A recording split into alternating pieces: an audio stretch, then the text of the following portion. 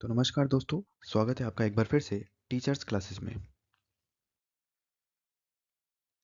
तो चलिए दोस्तों शुरू करते हैं आज की क्लास। लास्ट क्लासेस में हमने ब्रायोफाइट्स के जनरल कैरेक्टर्स के बारे में बात की थी। आज की क्लास में हम ब्रायोफाइट्स के रिप्रोडक्शन के बारे में बात करेंगे। रिप्रोडक्शन और रिप्रोडक्टिव ऑर्गन्स के बारे में हम इससे पहले की क्लास में एक हल्का फुल्का डिस्कशन कर चुके हैं। हमने लास्ट क्लास में भी कहा था कि इनमें एसेक्सुअल रिप्रोडक्शन एब्सेंट होता है। हमें वेजिटेटिव रिप्रोडक्शन के बारे में बात करनी है। अब देखिए वेजिटेटिव रिप्रोडक्शन है क्या। सबसे पहले इस बात को समझना ज़रूरी है। रिप्रोडक्शन हमें दो टाइप का देखने को मिलता है, एक होता है सेक्सुअल और दूसरा है वेजिटेटिव ब्रायोफाइट्स के अंदर। वेजिटेटिव रिप्रोडक्शन का मतलब है कि किसी कायिक भाग से वेजिटेटिव पार्ट से नए पादप का जन्म, इसे हम कहते हैं वेजिटेटिव रिप्रोडक्शन। अब वेजिटेटिव रिप्रोडक्शन में वेजिटेटिव सेल्स जो हैं वो पार्टिसिपेट करती हैं, और वेजिटेटिव सेल्स किसी भी पार्ट की हो सकती है रिप्रोडक्टिव पार्ट के अलावा। ये सेल्स हो सकता है रूट से निकल जाएं, ये सेल्स स्टेम से भी आ सकती हैं, लीफ से भी आ सकती हैं। जब भी हम एंजियोस्पर्म के बारे में बात करते हैं तो हम देखते हैं कि एंजियोस्पर्म में जो ब्रायोफिलम है उसमें लीफ से रिप्रोडक्शन हो रहा है।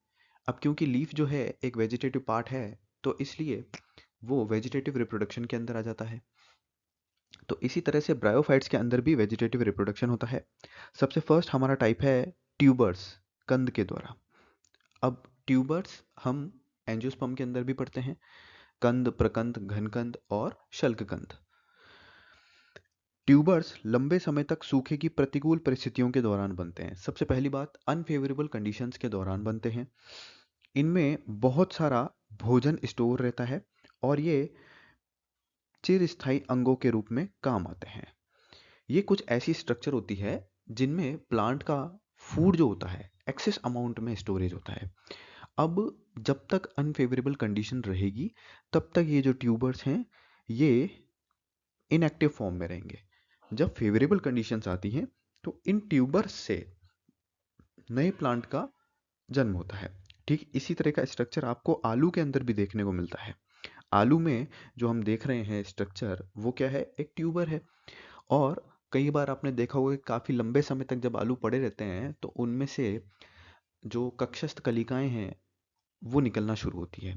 और अगर उनको हम एज इट इज़ रखें अच्छे न्यूट्रिएंट और अच्छे वाटर कंडीशन में, तो उनसे एक नए प्लांट का रिप्रोडक्शन भी हो जाता है। तो ट्यूबर हमारा फर्स्ट टाइप है। अब जो हमारा सेकेंड टाइप है वो है बाय एडवेंटिशियस बर्ड्स, अपस्थानिक कलिकाओं के द्वारा। अब ब्रायोफाइटा की कुछ स्पीशीज जो हैं उनमें तो ट्यूबर्स के द्वारा वेजिटेटिव रिप्रोडक्शन हो रहा है। कुछ स्पीशीज ऐसी भी होती हैं जिनके अंदर एडवेंटिशियस बर्ड्स के द्वारा होता है, अपस्थानिक कलिकाओं के द्वारा होता है। इनमें गैमेटोफाइट के वेंट्रल सरफेस पर कुछ, यहाँ पर अपस्थानिक होना चाहिए, अपस्थानिक अपस्थानिक शाखाएं होती हैं। अगर ये शाखाएं मेन थैलस से अलग हो जाएं तो ये इतनी केपेबल होती हैं कि नए थैलस का निर्माण कर सकें, नए थैलस का निर्माण कर सकें। और इस टाइप का रिप्रोडक्शन पाया जाता है मार्केंशिया के अंदर। हमारा थर्ड टाइप है गेमा, गेमा कप्स।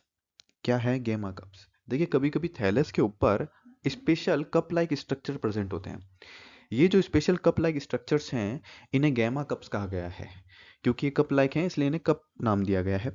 और ये मल्टी सेलुलर होते हैं। सबसे पहली बात, डॉर्सल सरफेस पर प्रेजेंट होते हैं। दूसरी बात, इन्हें गैमा के नाम से जाना जाता है। वेजिटेटिव प्रोपेगेशन में ये काम आते हैं। मार्केंशिया, एंथोसिरोस और फ्यूनेरिया के अंदर ये पाए जाते हैं। मार्केंशिया, एंथोसिरोस और फ्यूनेरिया के अंदर। अब देखिए यहाँ पर हमारे सामने डायग्राम है गैमा कप्स का। ये जो स्ट्रक्चर यहाँ आप देख रहे हैं, ये जो कप लाइक स्ट्रक्चर्स आप देख रहे हैं, इन्हें कहा जाता है गैमा कप। डोर्सल सरफेस पे प्रेजेंट हैं। अगर इनके इंटरनल स्ट्रक्चर की बात करें तो थैलस से एक स्टॉक लाइक स्ट्रक्चर से ये जुड़े हुए होते हैं। इनमें छोटे छोटे गैमा पाए जाते हैं, गेम्यूल्स पाए जाते हैं। ये जो गेम्यूल हैं, इनमें से प्रत्येक गेम्यूल जो है एक नए प्लांट का फॉर्मेशन करने में सक्षम होता है। याद रखिएगा, गैमा कप के थ्रू रिप्रोडक्शन जो है वो वेजिटेटिव प्रोपेगेशन का एक भाग है। इसके अलावा ट्यूबर्स से भी वेजिटेटिव प्रोपेगेशन होता है ब्रायोफाइट्स में। एडवेंटिशियस बर्ड्स के द्वारा भी वेजिटेटिव प्रोपेगेशन होता है ब्रायोफाइट्स में। तो चलिए अब बात करते हैं सेक्सुअल रिप्रोडक्शन के बारे में। और सेक्सुअल रिप्रोडक्शन जो है ब्रायोफाइट्स में वो ऊगेमस प्रकार का है। अब देखिए, जब भी हम सेक्सुअल रिप्रोडक्शन की बात करेंगे या फिर जब हमने एल्गी की क्लासेस ली थी तो उसमें हमने पढ़ा है कि ये जो रिप्रोडक्शन होता है ये 3 टाइप का होता है: आइसोगेमस, एनाइसोगेमस और ऊगेमस। ऊगेमस सबसे ज़्यादा एडवांस टाइप का रिप्रोडक्शन है। सबसे पहली बात तो ये है कि सबसे एडवांस टाइप का रिप्रोडक्शन है। अब क्योंकि एडवांस टाइप का रिप्रोडक्शन है तो एडवांस टाइप के प्लांट्स में पाया जाएगा। एल्गी से ज़्यादा एडवांस कौन है? ब्रायोफाइट्स हैं। तो ब्रायोफाइट्स के अंदर किस टाइप का रिप्रोडक्शन है? ऊगेमस टाइप का रिप्रोडक्शन है। इसके अंदर एक बड़ा गैर गतिशील नॉन मोटाइल एग होता है। नॉन मोटाइल एग होगा और एक छोटा मोटाइल स्पर्म या एंथ्रोजॉइड होगा। यानी कि यहाँ पर अगर हम बात करें तो इस टाइप से एक बहुत बड़ा एग होगा जो कि नॉन मोटाइल होगा, उसमें सीलिया या फ्लैजिला कुछ भी नहीं पाए जाएंगे। ठीक है। जबकि जो एंथ्रोजॉइड होगा वो कैसा होगा? वो मोटाइल होगा, उसके अंदर सीलिया फ्लैजिला जैसे स्ट्रक्चर्स पाए जाएंगे। अब इस रिप्रोडक्शन से हमें ये भी पता लगता है कि जो एंथ्रोजॉइड्स होंगे वो कैसे पहुंचेंगे। भाई ऐसा तो होगा नहीं ना कि वो हवा के अंदर गति करते हुए पहुंच जाएंगे। भाई यहाँ पे मोटाइल वर्ड इसीलिए यूज किया गया है कि जो एंथ्रोजॉइड होते हैं वो एग तक वाटर के थ्रू पहुंचते हैं। इसीलिए कहते हैं कि ब्रायोफाइट्स में निषेचन के लिए जल आवश्यक होता है। तो ऊगेमस टाइप का रिप्रोडक्शन याद रखिएगा, इसके अंदर एग जो होता है वो बड़ा होता है, नॉन मोटाइल होता है, जबकि जो इस एंथ्रोजॉइड होता है वो बहुत छोटा होता है और मोटाइल होता है। इसका जो नर जननांग है इसे एंथ्रीडियम कहा जाता है। लास्ट क्लास में हमने इसके बारे में बात की थी। ये स्टॉक्ड होता है, गोलाकार होता है या फिर अंडाकार होता है। ठीक है। इनके पास बाहरी आउटर स्टेराइल सेल होती है। यहाँ पे स्टेराइल वर्ड यूज करना ज़्यादा बेटर रहेगा। स्टेराइल सेल होती है जिसे हम जैकेट कहते हैं, जो कि एंड्रोसाइट्स को घेरी रहती हैं। जनन कोशिकाएं जो होती है उनको घेरे रहती हैं और यही एंड्रोसाइट्स लास्ट में एक गतिशील एंथ्रोजॉइड में रूपांतरित हो जाती है। अब देखिए दोस्तों, यहाँ पर हमारे पास में एंथ्रीडियम का डायग्राम है। ये हमारा एंथ्रीडियम है। हमने शुरुआत में क्या बात की है कि भैया सबसे बाहर की ओर आउटर सेल्स की एक परत पाई जाती है। ये सारी की सारी जो सेल्स होती हैं ये स्टेराइल होती हैं। क्या होती हैं? Sterile cells. इन स्टेराइल सेल्स को जैकेट कहा जाता है। क्या कहा जाता है? जैकेट कहा जाता है। गोलाकार या अंडाकार इनका शेप होगा। गोलाकार या तो राउंड शेप होंगे या फिर ओवल शेप होंगे। अंडाकार। प्रत्येक एंथीडियम जो होती है वो थैलस पर एक स्टॉक की सहायता से जुड़ी होती है। स्टॉक यानी कि बेसल स्ट्रक्चर जो है एंथ्रीडियम का, जो कि उसे थैलस से जोड़ने में हेल्प करता है। इस एंथ्रीडियम की जैकेट सेल्स के अंदर एंड्रोगोनियल सेल्स पाई जाती हैं। ये देख रहे हैं आप, बहुत सारी सेल्स प्रेजेंट है यहाँ पे। ये एंड्रोगोनियल सेल्स हैं ये सारी। और प्रत्येक एंड्रोगोनियल सेल जो है वो आगे चलकर एंथ्रोजोइड का फॉर्मेशन करती है। ये एंथ्रोजोइड मोटाइल होते हैं और स्मॉल छोटे होते हैं। ठीक है, आपको ये बात याद रखनी है। जैकेट सेल्स जो होती हैं वो कैसी होती हैं? तो जैकेट सेल मल्टी सेलुलर होती हैं, बहुकोशिकीय होती हैं। चलिए तो अब बात करते हैं आर्कीगोनियम के बारे में। आर्कीगोनियम फीमेल रिप्रोडक्टिव ऑर्गन है। फ्लास्क के शेप की स्ट्रक्चर होती है। इसका बेसल फूला हुआ भाग, फूला हुआ भाग क्या कहलाता है? वेंटर कहलाता है। जबकि ऊपरी जो पतला और लंबा भाग होगा उसको अपन क्या कहेंगे, नेक कहेंगे, गर्दन जो है इसकी उसको। अब वेंटर और नेक ये भी स्टेराइल कोशिकाओं के एक जैकेट से घिरे हुए होते हैं।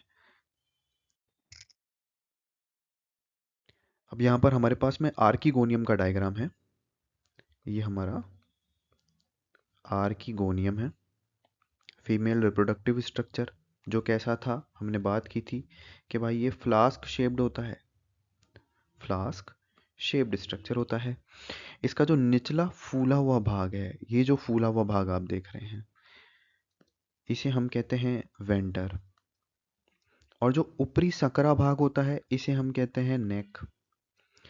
वेंटर के अंदर जो सेल्स पाई जाती हैं उन्हें हम कहते हैं वेंटर कैनाल सेल्स। नेक के अंदर जो सेल्स पाई जाती हैं उन्हें हम कहते हैं नेक कैनाल सेल्स। हमारा आर्किगोनियम स्टेराइल सेल्स की एक लेयर से कवर्ड रहता है। इन सेल्स को कहा जाता है जैकेट सेल्स। अगेन ये कैसी होती हैं, मल्टी सेलुलर होती हैं। ठीक है, तो चलिए अब बात करते हैं हम फर्टिलाइजेशन के बारे में। भाई ब्रायोफाइट्स के अंदर जो फर्टिलाइजेशन है वो कैसे होता है। तो ब्रायोफाइट्स के लिए फर्टिलाइजेशन में जल आवश्यक है, निषेचन के लिए जल आवश्यक है। हमने बात की थी एंथ्रोजॉइड जो होते हैं वो मोटाइल होते हैं, उनमें सीलिया फ्लैजिला पाए जाते हैं। अब मोटाइल हैं इसका मतलब ये नहीं है कि भाई वो हवा में गति कर सकते हैं। हवा में गति करने के लिए विंग्स चाहिए होते हैं। जब हम सीड डिस्पर्जल पढ़ेंगे तो उसमें हम ये टेक्निक्स पढ़ेंगे। यहाँ पर निषेचन के लिए जल आवश्यक है। तो यानी कि एंथ्रोजॉइड जो मोटाइल है वो मोटाइल क्यों है, क्योंकि इनमें फर्टिलाइजेशन वाटर से हो रहा है। और क्योंकि इनमें फर्टिलाइजेशन के लिए वाटर ज़रूरी है, भले ही ये टेरेस्ट्रियल प्लांट थे, पहले टेरेस्ट्रियल प्लांट थे ब्रायोफाइट्स, लेकिन फिर भी देखिए इनमें निषेचन के लिए जल आवश्यक है। इस वजह से ही इन्हें फर्स्ट टेरेस्ट्रियल प्लांट तो कहा जाता है, पर फर्स्ट सक्सेसफुल टेरेस्ट्रियल प्लांट नहीं कहा जाता है। और साथ ही साथ इन्हें पादप जगत का एम्फीबियन भी कहा जाता है। एम्फीबियन इसी वजह से कहा जाता है क्योंकि इनमें निषेचन के लिए जल आवश्यक है। अब बहुत सारे एंथ्रोजॉइड जो हैं वो कहाँ पर प्रवेश करते हैं, नेक के अंदर एंटर कर जाते हैं। लेकिन एज यूजुअल अंडे के पास में जो सबसे पहले पहुंचता है वो ही एग के साथ में मिलके एक डिप्लॉयड जाइगोट का फॉर्मेशन करता है। इस जाइगोट के अंदर कोई भी रेस्टिंग स्टेज नहीं होती है। ये फर्टिलाइजेशन फर्टिलाइजेशन के ठीक बाद में क्या करता है, डिवीजन करना चालू करता है। इसका पहला डिवीजन हमेशा ट्रांसफर्स होता है और प्यूटर सेल्स जो होती हैं वो एम्ब्रियो को क्या करती है, जन्म देती है। प्यूटर सेल्स यानी कि ऐसी सेल्स जो कि विभाजन के द्वारा एम्ब्रियो का फॉर्मेशन करती है, इन्हें प्यूटर सेल्स कहा जाता है। किस में पाई जाती है, जो जाइगोट की जो सेल्स हैं उन्हें हम प्यूटर सेल्स कहते हैं। ठीक है, तो फर्टिलाइजेशन हमारे लिए यहाँ पे क्लियर हो जाता है। वही फर्टिलाइजेशन के लिए वाटर ज़रूरी होता है। जैसे ही एंथ्रोजोइड एग के साथ में मिलता है तो वो उसके साथ में मिलकर जाइगोट का फॉर्मेशन करता है। जाइगोट जो होता है उसमें रेस्टिंग स्टेज नहीं होती है और जाइगोट भी लगातार विभाजन के द्वारा क्या करता है, एम्ब्रियो का फॉर्मेशन करता है। तो इस प्रकार से ब्रायोफाइट्स जो हैं वो ये दर्शाते हैं कि आर्किगोनियम में एम्ब्रियो का जो डेवलपमेंट है वो कैसा है, एक्सोस्कोपिक डेवलपमेंट है। डेवलपमेंट के दो टाइप होते हैं, एंडोस्कोपिक डेवलपमेंट और एक्सोस्कोपिक डेवलपमेंट। तो ब्रायोफाइट्स जो हैं उनके अंदर किस टाइप का डेवलपमेंट हो रहा है, एक्सोस्कोपिक डेवलपमेंट हो रहा है। यहाँ पर स्पोरोफाइट जो है इसे स्पोरोगोनियम भी कहा जाता है। ये एक सिंपल स्ट्रक्चर है। ठीक है, इसमें प्रकंद, तना या पत्तियां जो है वो क्या होती हैं, प्रेजेंट होती है। भाई स्पोरोफाइटिक स्टेज जो है उसके अंदर तो ये प्रेजेंट होंगी, लेकिन जो गैमेटोफाइटिक स्टेज जो है उसमें नहीं होंगी। और ब्रायोफाइट्स के अंदर गैमेटोफाइटिक स्टेज जो होती है वो क्या होती है, डोमिनेंट होती है। ये पूरी तरह से गैमेटोफाइट पर डिपेंड करता है। देखिए यहाँ पर ये चीज़ आ जाती है, ब्रायोफाइटा का जो गैमेटोफाइट है वो कैसा होता है, प्रभावी होता है। कैसा होता है, प्रभावी होता है। ठीक है, और स्पोरोफाइट जो होता है वो तीन स्ट्रक्चर में डिवाइडेड होता है, फुट, सीटा और कैप्सूल। ये तीन स्ट्रक्चर है जो कि जड़, तना, पत्ती जैसे हमारे एंजियोस्पर्म के अंदर जड़, तना, पत्ती पाए जाते हैं, वैसे ही ब्रायोफाइट के स्पोरोफाइट के अंदर क्या पाए जा रहे हैं? फुट, सीटा और कैप्सूल। अब देखिए, अब यहाँ पर हमारे पास में कुछ एग्जांपल्स हैं जो आपको याद रखने हैं। भाई कुछ ब्रायोफाइट्स ऐसे हैं जिनमें जो स्पोरोफाइटिक स्ट्रक्चर है वो कंप्लीट नहीं पाया जाता। हमने कहा था स्पोरोफाइटिक स्ट्रक्चर में क्या पाया जाना चाहिए? फुट, सीटा और कैप्सूल, 3 स्ट्रक्चर पाए जाने चाहिए। लेकिन कुछ ब्रायोफाइट्स ऐसे हैं जिनमें या तो फुट होगा या फिर कैप्सूल होगा। कौन कौन से हैं वो देखते हैं, आइए। देखिए रिक्शिया जो है इसके अंदर क्या पाया जाता है? केवल और केवल कैप्सूल पाया जाता है रिक्शिया के अंदर। और फुट और कैप्सूल जो है वो किस में पाए जा रहे हैं? कॉर्सिनिया के अंदर पाए जा रहे हैं। अब स्पोरोफाइट के अंदर जो कैप्सूल होता है उसके अंदर स्पोरोजिनस सेल्स प्रेजेंट होती हैं। स्पोरोजिनस सेल्स, स्पोरोजिनस यानी कि स्पोर को जन्म देने वाली कोशिकाएं। ठीक है, ये अर्धसूत्री विभाजन के बाद, कौन सा विभाजन? अर्धसूत्री विभाजन के बाद हैप्लॉइड स्पोर्स बनाती हैं। हैप्लॉइड स्पोर्स बनाती हैं। इन हैप्लॉइड स्पोर्स को हम क्या कहते हैं? मियोस्पोर्स भी कहते हैं। ये सभी स्पोर जो होते हैं आकार में समान होते हैं और आकृति में भी समान होते हैं। आकार और आकृति में समान होते हैं। ये बीजाणु कैसे होते हैं? नॉन मोटाइल होते हैं और हवा के द्वारा फैलते हैं। देखिए एंथ्रोजोइड्स जो हैं वो तो मोटाइल हैं और वाटर के थ्रू फ्लो कर रहे हैं, जबकि जो स्पोर्स है मियोस्पोर्स हैं। ठीक है, याद रखिएगा डिफरेंस। मियोस्पोर जो हैं वो कैसे फ्लो कर रहे हैं? वो बाय एयर फ्लो कर रहे हैं। ठीक है, ये स्ट्रक्चर आपको याद रखने हैं। अब देखिए यहाँ पर ये जो स्पोर्स हैं ये फेवरेबल कंडीशन में या तो फिलामेंटस जर्म ट्यूब बनाते हैं जो कि आगे चलकर एक गैमेटोफाइट बनाती है रिक्शिया और मार्केंशिया के अंदर। किन किन के अंदर? रिक्शिया और मार्केंशिया के अंदर। या फिर ये मॉस की तरह प्रोटोनीमा बनाते हैं। प्रोटोनीमा हमने लास्ट क्लास में पढ़ी थी। भाई दो टाइप का जर्मिनेशन होता है, डायरेक्ट जर्मिनेशन और इनडायरेक्ट जर्मिनेशन। इनडायरेक्ट जर्मिनेशन में क्या हो रहा था कि भाई जर्मिनेशन के ठीक बाद में गेमेटोफाइट नहीं बनता। गेमेटोफाइट बनने से पहले एक फिलामेंटस स्ट्रक्चर बनता है जिसको हम प्रोटोनीमा कहते हैं। ये प्रोटोनीमा आगे चलकर गेमेटोफाइट बनाता है और ऐसा अनफेवरेबल कंडीशंस में सबसे बेस्ट होता है। और अगर ब्रायोफाइटा जो है उसके लाइफ स्पॉन को लगातार जारी रखना है, लंबा लाइफ स्पॉन चाहिए, तो उसके लिए इनडायरेक्ट जर्मिनेशन जो है वो सबसे बेस्ट होता है। ब्रायोफाइटा में लिंग का निर्धारण या तो भिन्न लिंग क्रोमोसोम जैसे कि फॉर एग्जांपल ब्रायम ऑर्गेंटम, स्पेरोकार्पस डोनेली, या फिर पर्यावरणीय कारकों जैसे कि स्प्लैक्नम ल्यूटियम द्वारा किया जाता है। अब देखिए मेल थैलस होगा या फीमेल थैलस होगा। ठीक है, इसके लिए दो हमारे पास में फैक्टर्स हैं। कौन कौन से? एक तो है मॉर्फोलॉजिकली डिस्टिंक्ट सेक्स क्रोमोसोम के द्वारा। भाई ब्रायोफाइटा क्या एक जीव है? जीवों के अंदर क्रोमोसोम्स पाए जाते हैं, हम सभी जानते हैं। तो इनके अंदर क्या होगा? या तो मॉर्फोलॉजिकली डिस्टिंक्ट यानी कि जिनको आसानी से पहचाना जा सके सेक्स क्रोमोसोम जो है उनके द्वारा होगा, या फिर एनवायरमेंटल फैक्टर्स के द्वारा होगा। और इन दोनों को ही एग्जाम्पल जो है वो आपको याद रखने हैं यहाँ पर। तो चलिए अब बात करते हैं हम अल्टरनेशन ऑफ जनरेशन के बारे में। भाई हमने शुरुआत में ही बात की थी कि ब्रायोफाइटा के अंदर दो डिफरेंट जनरेशन्स पाई जाती है। एक होती है गैमेटोफाइटिक जनरेशन और दूसरी होती है स्पोरोफाइटिक जनरेशन। जो गैमेटोफाइटिक जनरेशन होती है ये कैसी होती है? इंडिपेंडेंट होती है, ऑटोट्रॉफिक होती है, हैप्लॉइड होती है और इसमें गैमेट्स प्रेजेंट होते हैं, युग्मक प्रेजेंट होते हैं, इसलिए इसे गैमेटोफाइटिक स्ट्रक्चर कहा जाता है। जबकि गैमेटोफाइटिक स्ट्रक्चर जो है वो कैसे बनती है? तो स्पोर्स में जर्मिनेशन से बनती है। भाई हमने अभी लास्ट क्लास में ही ये बात की है कि भाई स्पोर्स के अंदर जर्मिनेशन होता है और जर्मिनेशन के फलस्वरूप एक नए युवा, एक यंग गैमेटोफाइट का फॉर्मेशन होता है। युग्मक जो होते हैं, गैमेट्स जो होते हैं, वो गैमेटोफाइटिक अवस्था के अंतिम चरण का रिप्रेजेंटेशन करते हैं। युग्मक कौन करते हैं? अब देखिए दोस्तों यहाँ पे ब्रायोफाइट से रिलेटेड दो टर्म्स हैं हमारे पास में।